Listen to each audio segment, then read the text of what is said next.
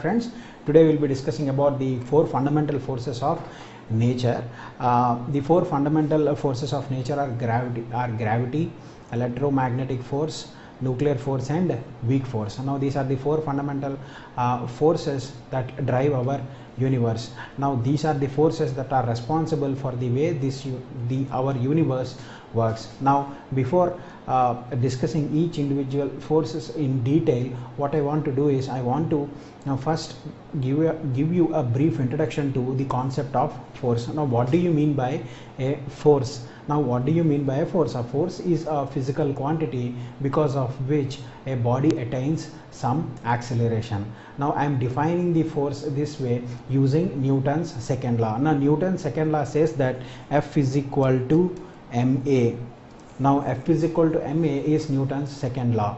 Now we have discussed Newton's second law in detail in Newton's laws of motion. So how do you define a force? A force is a physical quantity that when applied on a body gives it an acceleration. So that is how I define forces. I could also define force as something because of which two bodies interact. Now whenever two bodies interact, what they are doing is they are actually interacting using a force. Now this I could infer from Newton's second law. Third law. What is Newton's third law? Newton's third law says that for every action there is an equal and opposite reaction. Okay, so that is what Newton's third law is. Now when you go into the details of Newton's third law, it is clear that an individual force cannot exist. A pair of forces always exist in nature. A mono force does not exist. A single individual force cannot exist. Two forces will always be there. Forces always come in pairs. A single force never comes. Okay, so you always have a pair of forces. So forces are responsible for interaction between particles, interaction between bodies. Okay, so you have to remember this point. Forces are responsible for interaction between any two things, be it atoms, molecules, be it planets, be it stars, be it galaxies. Now when two objects they interact, it is clear that there is some force responsible for this interaction. So forces are what? Forces are physical quantities that are responsible for interaction between two bodies. Now with this introduction, let us move forward. Let us first discuss the gravitational force. Now what do you mean by the gravitational force? Now gravitational force is a force that acts between two large bodies. When I have two large bodies like Earth and Moon, these two objects, that is Earth and Moon, they attract one another with a force. That force I will call it as a gravitational force. Now I need not take a large body like Earth and a large body like Moon. I can also take the gravitational force of me also. Okay, there is a gravitational force for every object. Every object has the ability to attract each and every other object in the universe. This is the famous Newton's law of gravitation.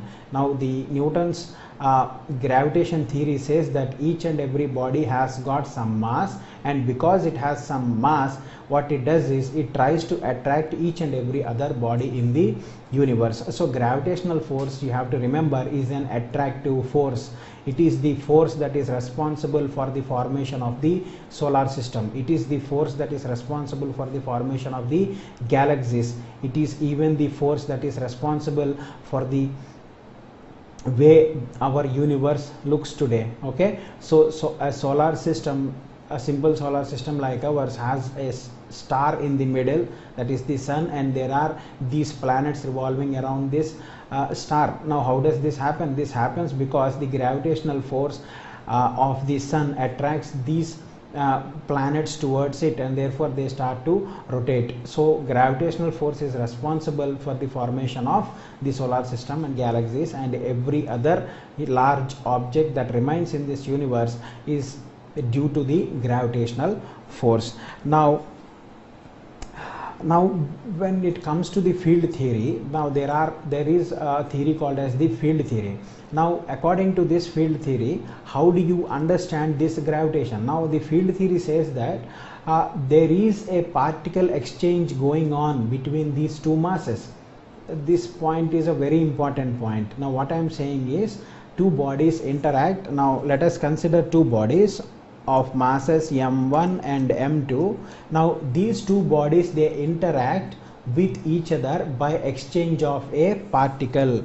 These two bodies, they exchange a particle, that is m1 gives a particle to m2 and m2 gives a particle to m1. What is this particle? This particle is known as a graviton. This is a very important concept in field theory. Now according to field theory, two masses interact with one another because they exchange a particle. Now why does sun and earth interact with each other? How can I interact with the earth? Now earth always pulls me downwards. Now how does this interaction takes place? Okay, one answer to this question is that the particles, they always exchange the gravitons. Okay, now what are these gravitons? These are the fundamental particles. So these gravitons are particles that are exchanged between two masses. Now an interesting question could be, now it takes 8 minutes for the light from the sun to reach earth. So, okay, so it takes around 8 minutes for the light from the sun to reach earth. Now the question is, if you consider our solar system and if suddenly somebody plucks the sun away, there is no sun now, what happens to the solar system? For around 8 minutes you will find that the solar system remains the same. From earth you could find that there is no change. For 8 minutes you will not observe any change. You might be thinking that once the sun is plucked away, there is no sun at the center of the solar system, everything will be destroyed. The earth would immediately move away, but that is not the case.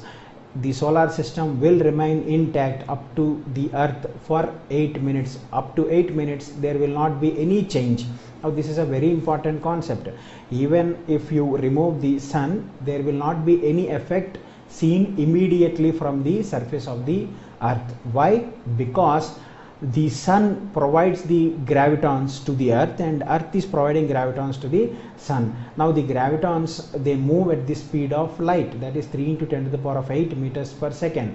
So the gravitons take 8 minutes to reach the earth. So the information that the sun is not there reaches the earth only after 8 minutes. So therefore up to 8 minutes we don't know what has happened. Okay, now Einstein also gave his famous theory of gravitation. Now it was not only Newton, but Einstein also gave a gravitation theory. Now this gravitation theory is known as the general theory of relativity.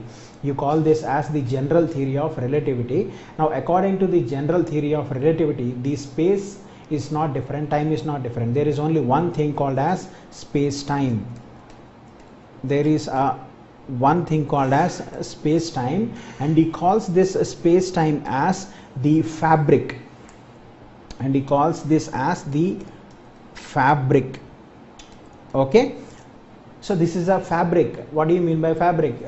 I have taken a picture here of the fabric. This is how Einstein imagined the space-time. It is actually a fabric. It is a thin membrane. The fabric could be called as a thin membrane, and within this thin membrane, what I am doing is, that is, you take a plain sheet, and if you place a heavy object at the center of the plain sheet, now imagine this as a plain sheet. Now I have placed a heavy object at the center of the plain sheet. Now what happens? Now at this point, if there is moon, now because there is a curvature here, the moon starts to fall towards the center of the earth. Okay, so this is how Einstein explained the gravity. He said that there is something called as space-time.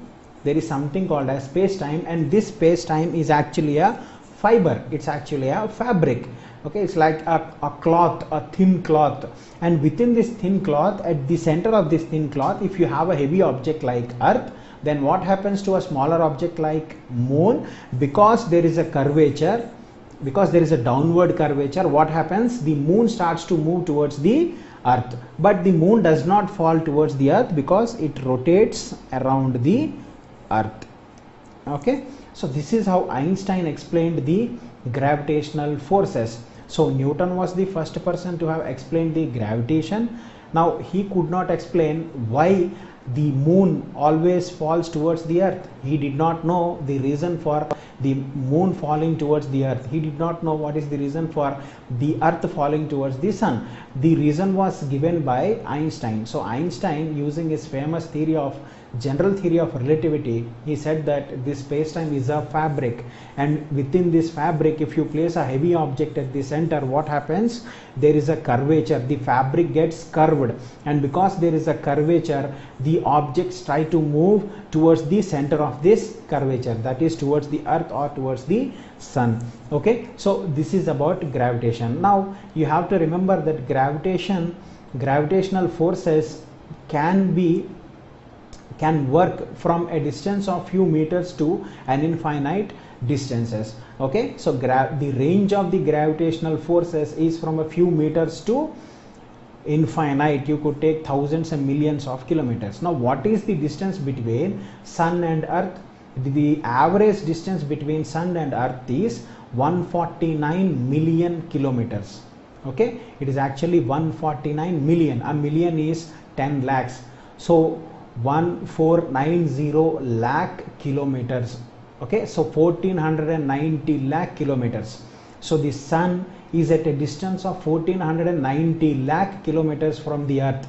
Even though it is at that far away distance, the sun has the potential to make the earth revolve around the sun. So the distance is huge. 1419 lakh kilometers is a huge distance. Even at that huge distances, you find that the earth has to rotate around the sun. Now what is the distance between earth and moon? The distance between the earth and moon is simply 3 lakh kilometers.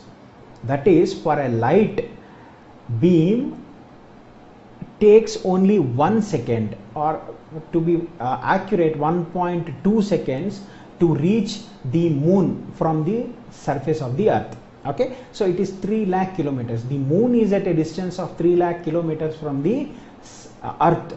Even though it is at a distance of 3 lakh kilometers, you find that the moon has to revolve around the earth. Okay, so the gravitational forces, they work at huge distances. You could take the distances even at infinity. Even at infinity, what happens is you have this force that is pulling objects towards itself. Now there is a question. Now if moon revolves around the earth, then you find that earth revolves around the sun.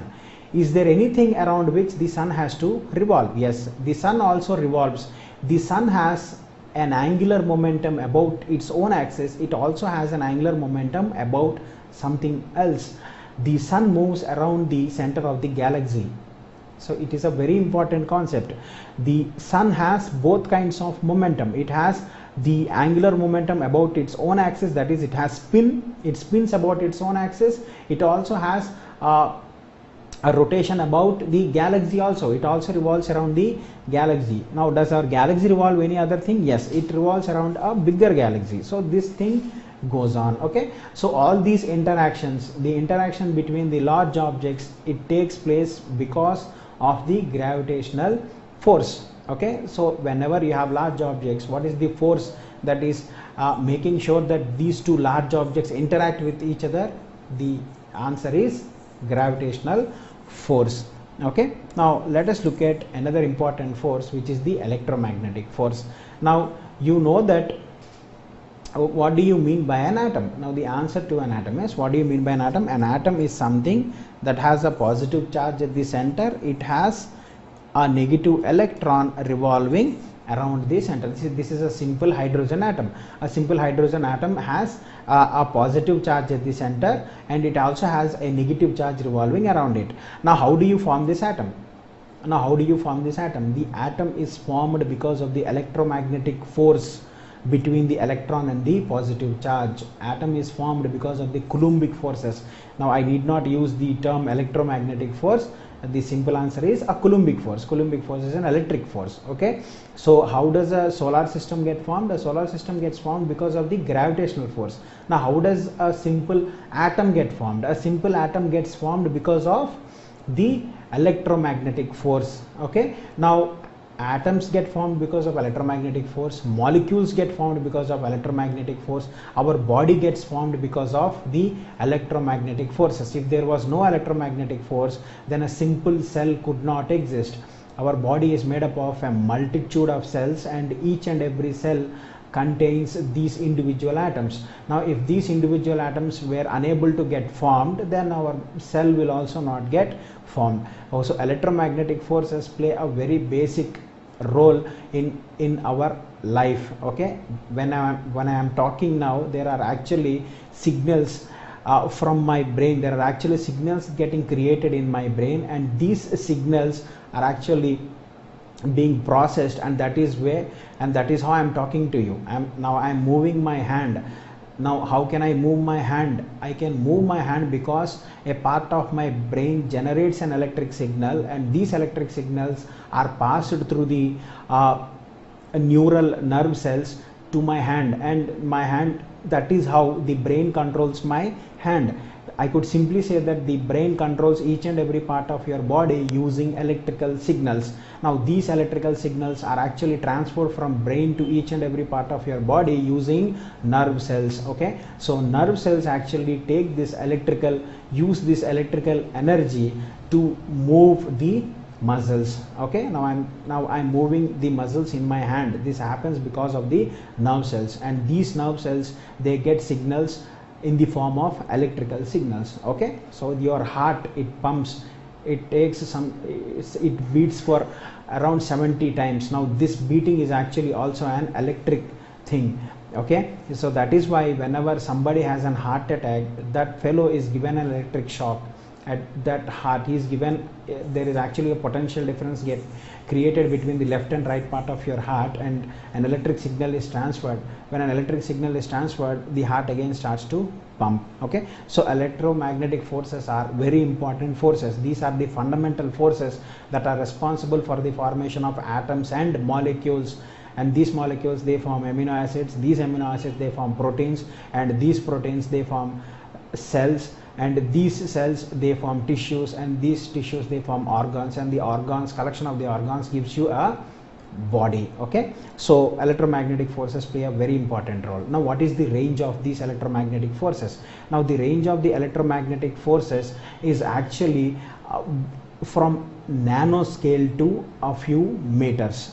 Okay, so the range is from a nanoscale. What is the distance between this positive charge and the electron? It is actually 1 nanometer. Now what is a nano? A nano is of the order of 10 to the power of minus 9 meters.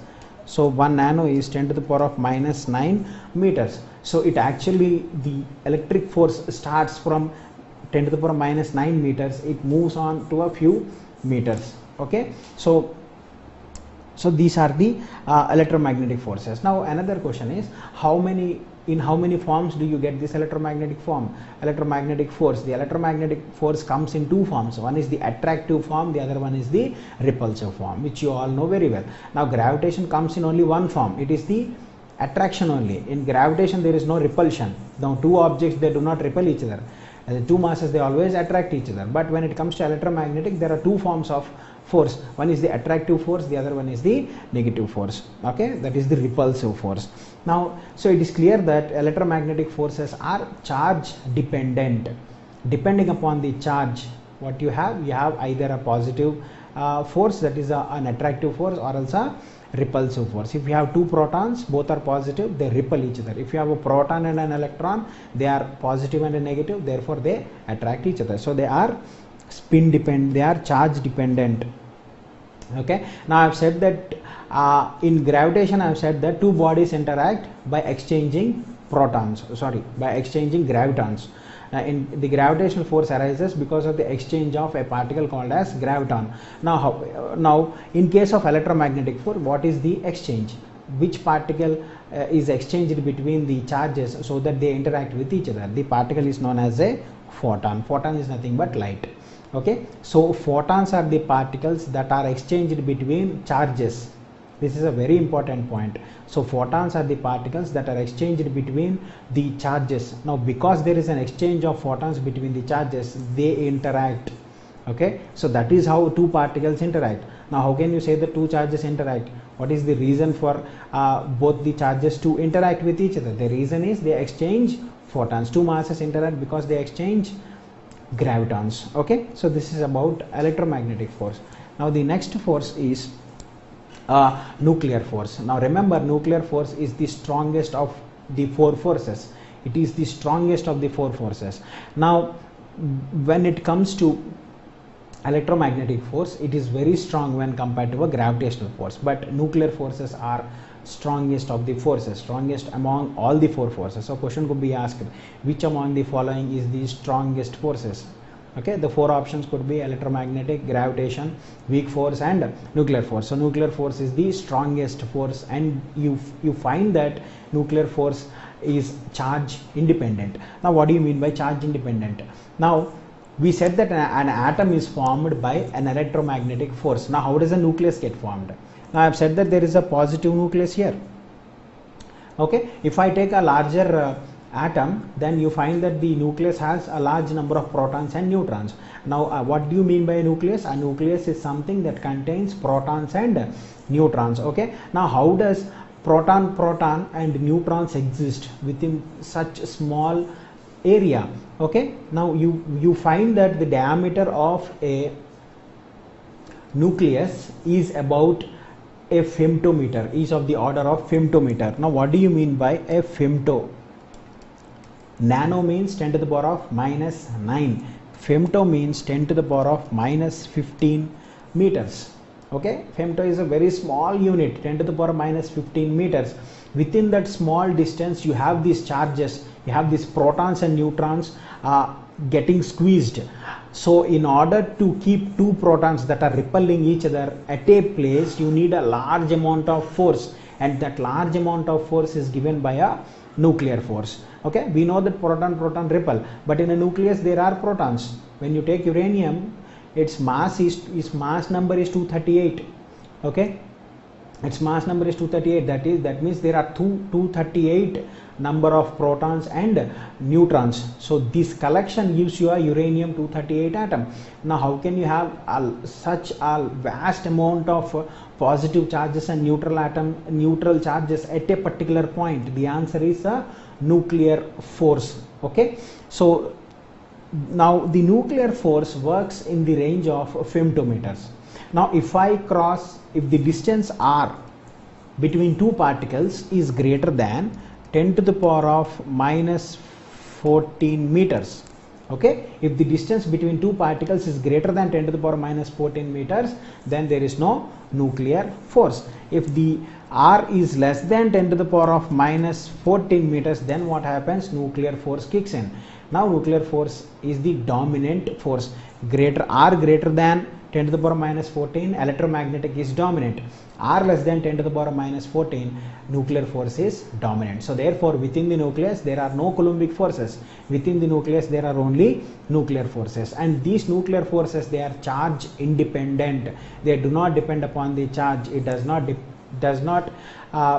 depend on the charge. That means a proton and a neutron interact with the same amount of force as a proton and a proton. If proton have an interactive force of F, and then a proton and a neutron also will have an interactive force of F. There is no change, there is no difference between two forces, between the forces that are existing between a proton neutron and a proton.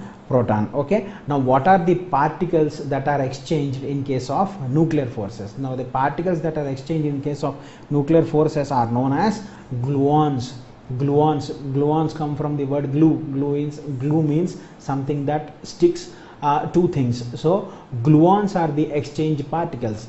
What are the exchange particles in case of gravitation? It was graviton. What is the exchange particle in case of electromagnetic force? It was a photon. Now what is the exchange particle in case of a nuclear force? It is actually a gluon. Okay, now in the in one of the lectures I have asked you a question, why is it that if I take 1 kg of RDX and if I blow it, what happens? A building could be destroyed. If I take 1 kg of uranium, then that 1 kg of uranium or plutonium could destroy a large city. Now why does it happen? How is it that a 1 kg RDX cannot even destroy a building, but 1 kg of plutonium could destroy an entire city? The answer lies in the nuclear force. In case of RDX, the force is an electromagnetic force. Okay, that is a chemical energy. Electromagnetic forces come in when you are talking about chemical energies. Okay, when you take a battery that has a chemical energy, and what is the force there? Dominant force, electromagnetic force. Now when it comes to the uranium or plutonium, the dominant force is the nuclear force, and nuclear forces are very strong forces. Now when a nucleus breaks, you call it as a fission, and this fission could create a vast amount of energy, and if within a short period of time, if you could create this a large number of fission reactions, then that is what you call it as an atomic bomb. Okay, now when it comes to fusion, what you find is you are squeezing two nucleus together, you are squeezing particles together. Now it is very hard to squeeze particles together. Try to squeeze two iron balls within each other. Now if I try to squeeze an iron ball into another iron ball, two solid iron balls, I have taken two solid iron balls and I want to squeeze one iron ball into the other solid iron ball. There are no holes, I want to squeeze it. Now what is the amount of force that is required to do it? It's a huge amount of force. Now there are only two balls here. Now if I want to squeeze 238 balls, such iron balls, I have taken 238 and I have to squeeze all of them together, then you can imagine the kind of energy that I have to put in. Now whatever amount of energy that I have put in, that I'll again regain when I break it. So therefore a vast amount of energy is used to form a nucleus.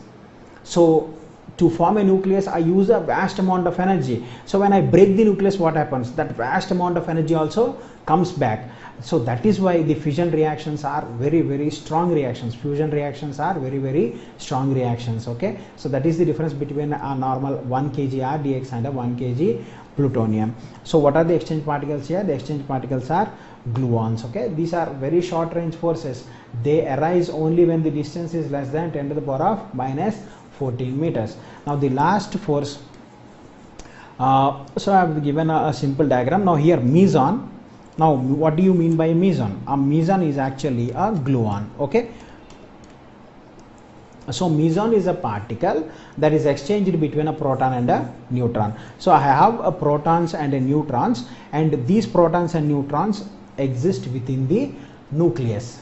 Okay, so the interaction between these objects, neutron, neutron, proton, proton, is actually a nuclear force.